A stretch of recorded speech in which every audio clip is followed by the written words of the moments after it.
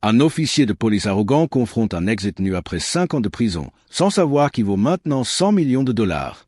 Regardez qui a décidé de se montrer dans notre ville, dit l'inspecteur Reynolds en frappant violemment à la vitre de la Tesla Model S noire qui venait de se garer devant le petit café du centre-ville.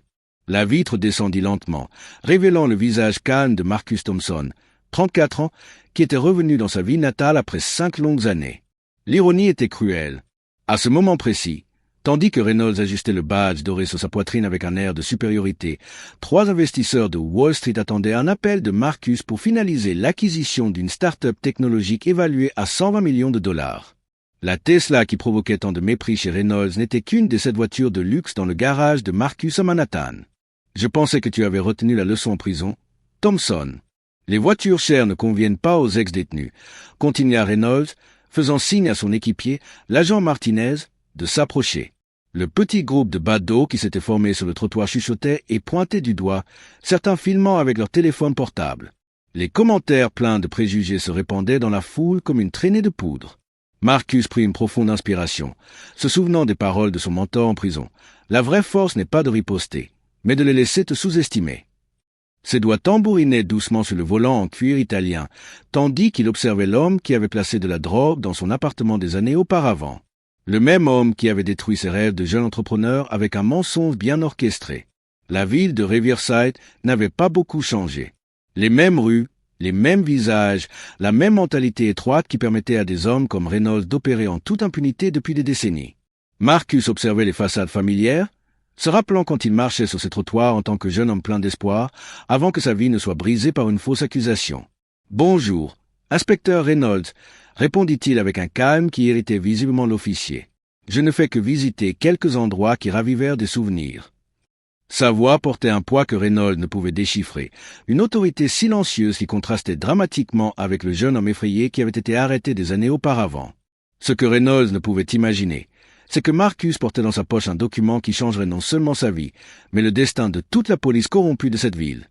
Pendant les 5 années en prison, tandis que Reynolds célébrait sa victoire contre un autre, criminel des rues, Marcus avait utilisé chaque minute libre pour quelque chose qu'aucun d'eux ne pouvait soupçonner. Chaque heure dans la bibliothèque de la prison, chaque conversation avec les avocats en visite, chaque ligne de code écrite dans des carnets empruntés avait fait partie d'un plan méticuleux. Papier du véhicule. Maintenant, ordonna Reynolds, tendant la main avec ce sourire arrogant que Marcus connaissait si bien. C'était le même sourire qu'il avait utilisé lors de l'invasion illégale de l'appartement de Marcus, le même sourire quand il avait placé la cocaïne dans le placard, le même sourire quand il avait donné un faux témoignage au tribunal. Tandis que Marcus cherchait les papiers, Reynolds se pencha vers son collègue. « Je parie qu'elle est volée. Ces types ne changent jamais. » Les rires des deux résonnaient dans la rue, mélangés aux murmures d'approbation de certains passants qui s'étaient déjà fait une opinion basée uniquement sur l'apparence de Marcus et son passé connu. L'hypocrisie était écœurante. Toute une ville condamnant un homme innocent tout en glorifiant leurs vrais oppresseurs. Marcus tendit les documents avec la même sérénité qu'à l'habitude, mais quelque chose dans ses yeux brillait différemment. Ce n'était ni de la peur, ni de la colère. C'était la confiance silencieuse de quelqu'un qui sait exactement ce qu'il fait. C'était le regard d'un homme qui avait transformé 5 années d'injustice en carburant pour une révolution qu'aucun d'eux ne pouvait imaginer. Si vous appréciez cette histoire de vengeance et de justice, n'oubliez pas de vous abonner à la chaîne parce que ce que vous allez découvrir sur Marcus dans les prochaines minutes vous laissera sans voix. Reynolds examina les documents avec le même mépris qu'à l'habitude, mais son expression changea graduellement. Le nom sur l'immatriculation était bien Marcus Thompson, mais la société listée comme propriétaire du véhicule était quelque chose qu'il n'avait jamais vu, Phoenix Digital Solutions LLC. Ses yeux se plissèrent comme ceux d'un prédateur, sentant une menace inconnue. Depuis quand les ex-détenus ont-ils des entreprises? Peut-être depuis qu'ils décident de faire quelque chose de productif de leur vie, répondit Marcus, maintenant le ton respectueux qui irritait encore plus le détective. Il y avait une dignité dans sa posture que Reynolds ne pouvait briser, peu importe ses efforts. C'était comme essayer d'intimider une montagne, imposante, inébranlable, suprêmement sereine. Martinez s'approcha, chuchotant quelque chose à l'oreille de Reynolds qui fit rougir le visage du détective de colère. C'était une information sur un tuyau anonyme qui était arrivé au département la semaine précédente, alléguant une corruption policière. Trop de coïncidences au goût de Reynolds. L'officier paranoïaque commençait déjà à relier des points qu'il préférait garder séparés. La tension dans l'air était palpable. Les gens sur le trottoir sentaient qu'il assistait à quelque chose de plus grand qu'un simple contrôle de police. Il y avait un courant électrique d'expectation, comme si tout le monde savait instinctivement qu'il regardait le premier acte d'un drame, beaucoup plus large sur le point de se dérouler. Tu sais que tu es surveillé, n'est-ce pas, Thompson? Les ex-détenus comme toi ne changent pas. C'est juste une question de temps avant que tu ne fasses un faux pas, dit Reynolds, rendant les papiers avec une force inutile. Sa voix tremblait légèrement, révélant plus d'insécurité qu'il n'aurait aimé admettre. La foule grossit, et certains criaient déjà des commentaires. Arrêtez-le encore. Un criminel reste un criminel. Sortez ce type de notre rue. La tension montait comme une cocotte minute sur le point d'exploser. Marcus observait les visages autour de lui, reconnaissant quelques voisins de sa jeunesse, des gens qui le saluaient autrefois dans la rue et qui le voyaient maintenant comme une menace simplement à cause du récit que Reynolds avait créé. Marcus ferma les yeux un moment, se rappelant le jour où il avait été injustement arrêté. Reynolds avait trouvé de la cocaïne dans son appartement lors d'une fouille de routine. À l'époque, Marcus n'était qu'un programmeur de 24 ans essayant de lancer sa première entreprise technologique. Il venait juste d'obtenir son premier investisseur, un contrat prometteur avec une entreprise locale, et rêvait de transformer Riverside en une petite Silicon Valley. L'arrestation avait détruit ses rêves, ses relations, sa réputation et presque sa sanité. Pendant les premiers mois en prison, Marcus avait considéré le suicide plus d'une fois. Le désespoir était suffocant, l'injustice était insupportable, et l'idée que Reynolds continuerait libre à détruire d'autres vies était un poison qui rongeait son âme. Mais c'était précisément dans ce moment le plus sombre qu'il avait trouvé sa vraie force. « Inspecteur Reynolds, » dit Marcus, sa voix coupant à travers le bruit de la foule comme une lame tranchante. « Vous souvenez-vous de notre dernière conversation, quand vous avez dit que des gens comme moi n'arriveraient jamais à rien dans la vie ?» Reynolds sourit cruellement, ce sourire prédateur qu'il avait perfectionné au cours de décennies d'intimidation d'innocents. « Et j'avais raison. Regarde où tu es maintenant, interrogé dans la rue comme un vagabond ordinaire. » Son arrogance était si grande qu'elle aveuglait complètement sa perception de la réalité qui l'entourait. Ce que Reynolds ne savait pas, c'est que Marcus avait enregistré cette conversation il y a 5 ans, et pas seulement celle-ci. Pendant les mois avant son arrestation, Marcus avait documenté chaque interaction étrange, chaque regard suspect, chaque coïncidence impliquant Reynolds et son groupe d'officiers corrompus. Son instinct de programmeur pour la sauvegarde et la documentation s'était révélé prophétique. À ce moment, le téléphone de Marcus vibra. Un message qui fit courber ses lèvres en un sourire presque imperceptible. « Monsieur Thompson, les investisseurs ont approuvé la proposition. Phoenix Digital a été officiellement évalué à 127 millions. Félicitations, vous êtes maintenant l'un des jeunes entrepreneurs les plus riches du pays. La réunion avec Google est programmée pour jeudi. » « Vous savez, inspecteur, » dit Marcus, rangeant soigneusement son téléphone. Pendant mes 5 années en prison, j'ai rencontré des gens très intéressants. Des avocats, des journalistes d'investigation, même quelques ex-officiers de police qui ont découvert la vérité sur certaines pratiques départementales. Sa voix portait un poids qui fit involontairement déglutir Reynolds. La prison avait été une université brutale pour Marcus. Dans les premiers mois, il n'avait été qu'une autre victime du système, mais avait graduellement découvert qu'il était entouré de certains des hommes les plus intelligents qu'il avait jamais rencontrés. Des avocats qui avaient commis des crimes en col blanc, des hackers brillants qui avaient été attrapés par des détails techniques, et des ex-officiers de police qui avaient été sacrifiés par des départements corrompus quand il était devenu gênant. Reynolds rit fort, mais il y avait un tremblement presque imperceptible dans sa voix, comme un prédateur qui réalise soudain qu'il pourrait être devenu la proie. Des menaces maintenant, Thompson? C'est tout ce que tu as appris là-dedans? Ses poings se fermèrent involontairement, un signe de nervosité que Marcus catalogua mentalement. À ce moment, un homme en costume s'approcha du groupe avec des pas confiants et déterminés. Grand, cheveux gris parfaitement coiffés, il portait une serviette en cuir italien et avait le port de quelqu'un habitué à commander des salles de conseil et des tribunaux. Son costume coûtait plus que ce que Reynolds gagnait en 3 mois. « Marcus Thompson ?» demanda-t-il, tendant la main avec un sourire professionnel qui n'atteignait pas ses yeux. « Maître Samuel Harrison de Harrison et Associates. Je suis venu chercher mon client. » Sa présence changea immédiatement la dynamique de la situation. La foule devint plus silencieuse, sentant instinctivement que quelqu'un de très puissant était entré dans le jeu. Reynolds était visiblement troublé, comme s'il avait reçu un coup de poing dans l'estomac. Harrison et Associates était le cabinet d'avocats le plus prestigieux de la région, connu pour détruire les carrières de policiers corrompus avec la précision chirurgicale d'un scalpel. Il ne perdait pas de procès, ne faisait pas d'accord favorable avec le système et avait la réputation de transformer des flics arrogants en ex-flics fauchés. Votre client n'est pas en état d'arrestation, mentit effrontément Reynolds, sa voix sonnant moins convaincante à chaque mot. Bien sûr que non, sourit Harrison, un sourire qui glaça le sang de Reynolds. Mais j'ai pensé que vous aimeriez savoir que mon client vient d'être nommé par le gouverneur à la nouvelle commission de réforme du système pénitentiaire. Et curieusement, le premier cas sous investigation implique des irrégularités dans ce département. Il ouvrit la serviette et sortit un document officiel avec le sceau de l'État.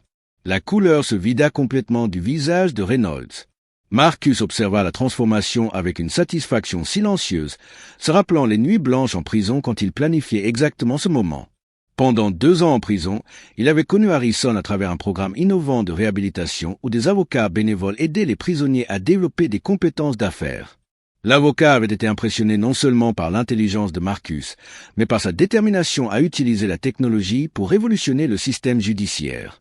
Harrison n'était pas là par hasard. Il avait été soigneusement cultivé par Marcus pendant des années, d'abord comme mentor, puis comme allié, et finalement comme l'instrument de sa vengeance. Chaque conversation en prison, chaque projet qu'ils développaient ensemble, chaque stratégie légale qu'ils discutaient avait fait partie d'un plan plus large qui commençait maintenant à se révéler dans toute sa terrible magnificence. De plus, continua Harrison, sa voix coupant l'air tendu comme une sentence judiciaire, mon client a méticuleusement documenté chaque interaction avec ce département au cours des 5 dernières années. Enregistrement, photographie, dossier de communication, analyse légale de preuves plantées. Tout dûment authentifié par des experts indépendants et présenté aux autorités compétentes. La mention de « preuves plantées » fit involontairement reculer Martinez. L'officier savait exactement de quoi Harrison parlait, et la panique commença à s'installer dans ses yeux. Le réseau de corruption qu'il pensait invincible commençait à se révéler comme une toile d'araignée exposée à la lumière implacable de la justice. Marcus sortit son téléphone à nouveau et montra un écran qui fit déglutir audiblement Reynolds. C'était une application élégamment conçue appelée Justice Track, une plateforme que Marcus avait secrètement développée en prison pour aider les ex-détenus et les citoyens ordinaires à documenter les cas de harcèlement policier et de corruption.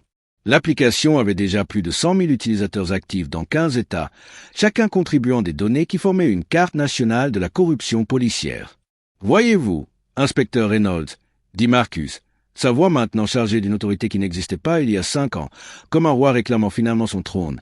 Pendant que vous pensiez détruire ma vie, je construisais un empire basé sur la justice. Phoenix Digital Solutions ne développe pas seulement des applications commerciales. Nous développons des outils pour exposer la corruption systémique. Martinez chuchota quelque chose d'urgent à l'oreille de Reynolds, pointant vers les téléphones portables de la foule. Tout était enregistré et diffusé en direct sur les réseaux sociaux. #Justice for Marcus commençait à devenir viral. Reynolds tenta une dernière manœuvre désespérée. Mais ce qui arriva ensuite laissa toute la ville sous le choc et montra que Marcus avait gardé son arme la plus dévastatrice pour la fin. Marcus sourit pour la première fois, un sourire qui glaça le sang de Reynolds comme un vent arctique au milieu de l'été. C'était le sourire d'un homme qui avait passé 5 ans à planifier ce moment exact, chaque détail méticuleusement calculé, chaque mouvement anticipé. Peut-être devriez-vous demander au FBI à ce sujet. Comme convoqués par ces paroles, 3 fourgonnettes noires s'arrêtèrent simultanément dans la rue avec la précision militaire d'une opération longuement planifiée. Des agents fédéraux descendirent rapidement, leurs bottes martelant l'asphalte avec une autorité incontestable, gilet pare-balles marqué « FBI » en lettres jaunes qui brillaient sous la lumière du soleil comme un sceau de condamnation. L'agent spécial Sarah Chen s'approcha d'un pas ferme, son badge doré scintillant tandis qu'elle le montrait à la foule maintenant silencieuse. À 38 ans, Chen avait dédié sa carrière au démantèlement des réseaux de corruption policière, et Reynolds était sur le point de découvrir qu'il était devenu sa cible principale plus longtemps qu'il ne pouvait l'imaginer. Inspecteur James Reynolds, sa voix coupa l'air comme une sentence finale, chaque mot lourd d'autorité fédérale. Vous êtes en état d'arrestation pour corruption, implantation de preuves, extorsion, conspiration pour commettre des crimes fédéraux et violation des droits civiques de 23 citoyens.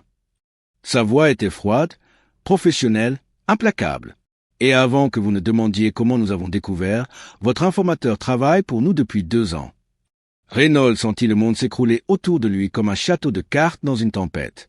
Ses yeux se tournèrent désespérément vers Martinez, cherchant du soutien, un déni, n'importe quoi qui pourrait contredire le cauchemar qui se déroulait. Martinez détourna le regard avec la culpabilité estampée sur son visage comme un aveu silencieux. L'officier était devenu informateur du FBI après que Reynolds avait tenté de le faire chanter sur ses dettes de jeux croissantes au casino indien local. La trahison coupa Reynolds plus profondément que n'importe quelle arrestation ne le pourrait. Martinez n'était pas seulement son équipier. C'était son protégé, quelqu'un qu'il avait personnellement recruté dans le schéma de corruption, quelqu'un en qui il avait une confiance implicite. Découvrir que sa propre arme avait été retournée contre lui était une humiliation qui transcendait n'importe quelle punition légale. Vous avez le droit de garder le silence. Tout ce que vous direz pourra être retenu contre vous devant un tribunal. Continua Shane avec la froideur d'un protocole exécuté des milliers de fois, mais Reynolds l'interrompit avec un désespoir croissant dans la voix. « Attendez, attendez !» cria Reynolds, sa composure se brisant finalement comme du verre. « C'est un piège. Il a orchestré tout cela. » Il pointa Marcus avec des mains visiblement tremblantes, la sueur commençant à couler sur son front. « Vous ne voyez pas? Il a tout planifié. C'est de la vengeance. » Marcus sortit son téléphone avec des mouvements délibérément lents et joua un fichier audio. La voix enregistrée de Reynolds résonna clairement à travers la foule silencieuse. Chaque mot une condamnation qui résonnait dans les rues comme un écho du passé. Des gens comme toi n'arriveront jamais à rien dans la vie, Thompson. Je m'assurerai personnellement de cela. Et si tu essaies de rapporter quoi que ce soit, je planterai tellement de drogue dans ta maison que tu pourriras en prison jusqu'à ce que tu meures. La foule tomba dans un silence absolu, un silence si profond qu'on pouvait entendre le vent chuchoter à travers les arbres. Même ceux qui avaient crié contre Marcus quelques minutes auparavant regardaient maintenant Reynolds avec un mélange de dégoût et d'incrédulité. La réalité brutale de la situation commença à pénétrer leur conscience comme de l'encre se répandant dans l'eau. D'autres voix commencèrent à jouer depuis le téléphone de Marcus.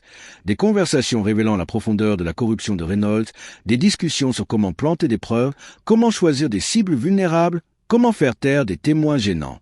C'était une symphonie de culpabilité qui avait été orchestrée sur des années d'arrogance et d'impunité. Cet enregistrement, dit l'agent Shane, sa voix coupant à travers la confusion, avec 47 autres pièces similaires de preuves, documenta un schéma de corruption qui a duré plus d'une décennie. Vous avez planté de la drogue sur au moins 23 citoyens innocents, principalement de jeunes hommes noirs et latinos, détruisant des vies, des familles, des futurs entiers basés sur des mensonges et des préjugés. Reynolds tenta de résister à l'arrestation avec le désespoir d'un animal acculé, mais fut rapidement maîtrisé par des agents entraînés. Tandis que les menottes se refermaient autour de ses poignets avec un clic final et définitif, il cria d'une voix qui se brisait. « Tu ne sais pas à qui tu t'attaques? Thompson. J'ai des amis au placé. Cela ne finira pas ici. » Marcus s'approcha calmement de la fenêtre de la fourgonnette de police où Reynolds était placé. Ses pas étaient mesurés, contrôlés, les pas d'un homme qui avait finalement atteint le moment qu'il avait visualisé des milliers de fois pendant les nuits solitaires en prison. « Inspecteur Reynolds, » dit-il avec un calme qui contrastait brutalement avec le désespoir de l'homme menotté, « pendant 5 ans en prison, je me suis fait 3 promesses sacrées. » Il fit une pause, permettant au silence d'amplifier le poids de ses prochaines paroles. Première, sortir plus fort que tout ce que vous pourriez imaginer. Deuxième, construire un empire qui rendrait votre petit pouvoir insignifiant. Troisième, m'assurer que des hommes comme vous ne détruisent plus jamais des vies innocentes en toute impunité. Il montra l'écran de son téléphone avec un mouvement théâtral calculé. C'était une application d'actualité en direct montrant des gros titres apparaissant en temps réel comme des feux d'artifice numériques. Homme d'affaires millionnaire expose la corruption policière. Exetnu révèle un schéma d'implantation DE drogue. Phoenix Digital, l'entreprise qui a révolutionné la lutte contre l'injustice. Les notifications n'arrêtaient pas d'arriver, chacune amplifiant le scandale national qui se déroulait. Au fait, ajouta Marcus avec la satisfaction froide de quelqu'un exécutant le coup final, Phoenix Digital vient de recevoir une offre d'acquisition de 180 millions de dollars de Google. Nous allons utiliser cet argent pour étendre notre application de justice aux 50 États, créant un réseau national de transparence qui rendra impossible pour d'autres Reynolds d'opérer en toute impunité. Reynolds tenta de crier autre chose, mais sa voix se perdit dans le rugissement de la foule qui applaudissait maintenant Marcus. L'ironie était poétiquement cruelle. Au même endroit où il avait été publiquement humilié des années auparavant, Marcus recevait maintenant une ovation debout tandis que son oppresseur était emmené dans la disgrâce. Tandis que la fourgonnette emmenait Reynolds, sirène hurlant comme un requiem pour sa carrière détruite, la foule commença à applaudir Marcus avec un enthousiasme croissant. Mais la véritable ampleur de sa vengeance ne serait comprise que dans les jours à venir, quand l'étendue complète de sa stratégie de 5 ans serait révélée dans sa terrible et belle totalité. 6 mois plus tard, Marcus était assis dans son bureau au 40e étage d'un gratte-ciel new-yorkais, observant la ville à travers des fenêtres panoramiques qui s'étendaient du sol au plafond. La vue était impressionnante, une mer urbaine de possibilités s'étendant jusqu'à l'horizon. Phoenix Digital était devenue l'une des entreprises technologiques à la croissance la plus rapide du pays, avec l'application JusticeTrack utilisée par plus de 2 millions de personnes dans les 50 États, chaque téléchargement représentant une vie potentiellement protégée de l'injustice. La transformation avait été météorique. D'ex-détenu humilié dans les rues de Riverside à PDG de l'une des startups les plus précieuses d'Amérique, Marcus avait réécrit non seulement sa propre histoire, mais aussi le récit national sur les secondes chances et la justice sociale.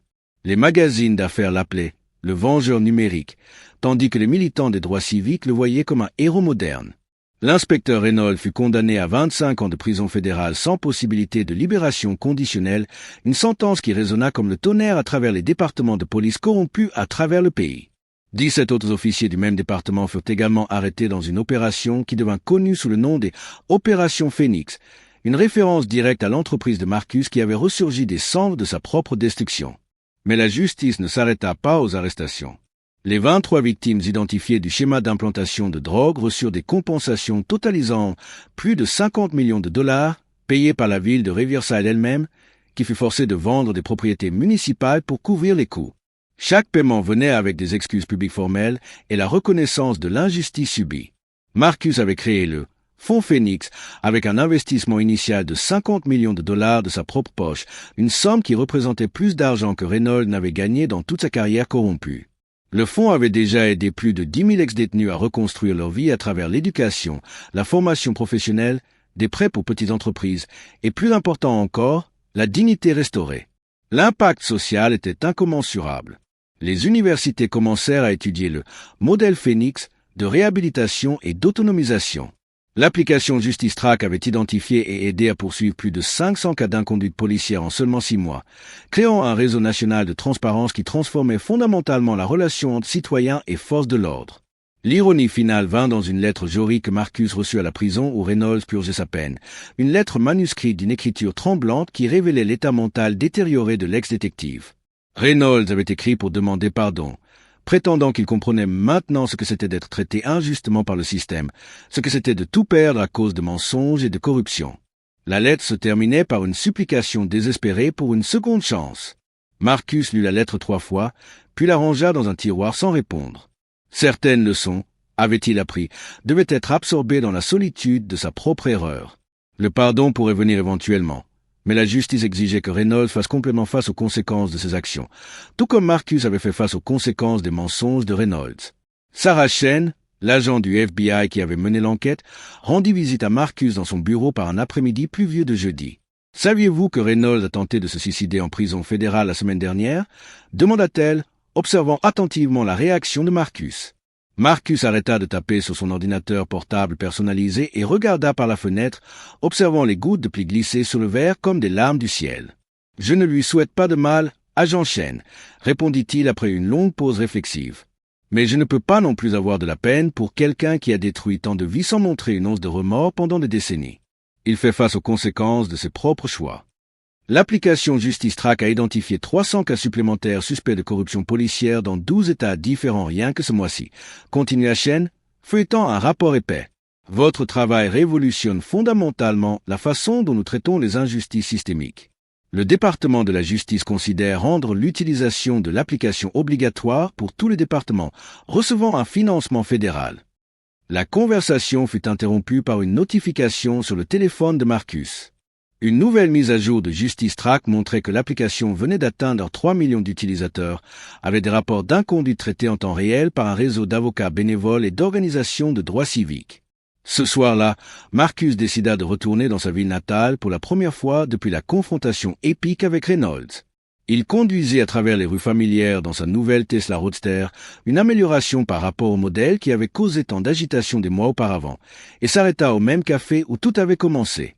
Le propriétaire de l'établissement, M. Martinez, père de l'ex-policier qui était devenu informateur du FBI, s'approcha avec des larmes coulant librement sur son visage ridé. Ses mains tremblaient tandis qu'il essuyait nerveusement un verre qui était déjà propre. « Monsieur Thompson », sa voix se brisa d'émotion, « je veux m'excuser du fond du cœur. Mon fils m'a dit toute la vérité sur ce qui s'est vraiment passé. J'étais dans cette foule à crier contre vous, à vous traiter de criminel, et maintenant je sais que vous étiez complètement innocent. Pardonnez à un vieil homme stupide. » Marcus sourit avec une compassion sincère, se rappelant les paroles de son mentor en prison sur comment le pardon libère plus celui qui pardonne que celui qui est pardonné. Votre fils a fait ce qu'il fallait à la fin, Monsieur Martinez. Il a eu le courage d'affronter un système corrompu et d'aider à protéger des innocents. C'est ce qui compte vraiment. Nous méritons tous une seconde chance de faire ce qui est juste. En quittant le café, Marcus reçut un message qui le fit s'arrêter sur le trottoir. C'était d'un jeune de 19 ans de Détroit. Monsieur Thompson, j'ai été arrêté à tort la semaine dernière par un officier qui a planté de la drogue dans ma voiture. J'ai utilisé votre application pour tout documenter dès le premier moment. Les avocats disent que j'ai un dossier solide et que l'officier était déjà sous enquête pour d'autres cas similaires. Merci de m'avoir donné de l'espoir quand je pensais que ma vie était finie. Marcus tapa sa réponse avec des doigts qui avaient appris à transformer la souffrance en force. La vérité gagne toujours à la fin, même quand cela prend du temps à apparaître. Continuez à documenter, continuez à vous battre, continuez à croire. Vous n'êtes pas seul dans cette bataille. Tandis qu'il roulait vers l'aéroport, Marcus réfléchit au voyage extraordinaire qu'il avait mené de ce moment d'humiliation totale au sommet du monde des affaires. Il avait appris que la meilleure vengeance n'est pas de détruire ceux qui vous font du mal, mais de construire quelque chose de si puissant et positif que cela rend impossible pour d'autres de subir la même injustice. Reynolds avait essayé d'enterrer Marcus, mais comme la légende du phénix qui inspirait le nom de son entreprise, il ne savait pas qu'il plantait une graine qui grandirait et deviendrait un arbre géant de justice, protégeant des milliers d'autres personnes avec son ombre protectrice. Si vous avez été inspiré par cette histoire de dépassement, de justice et de transformation, abonnez-vous à la chaîne pour plus de récits qui montrent comment la vraie force vient de l'intelligence, de la détermination et de la compassion, non pas de la vengeance aveugle ou de la haine destructrice. Parce que parfois, la meilleure réponse à ceux qui essaient de vous détruire est simplement de devenir indestructible et d'utiliser cette force pour protéger d'autres qui n'ont pas encore trouvé la leur.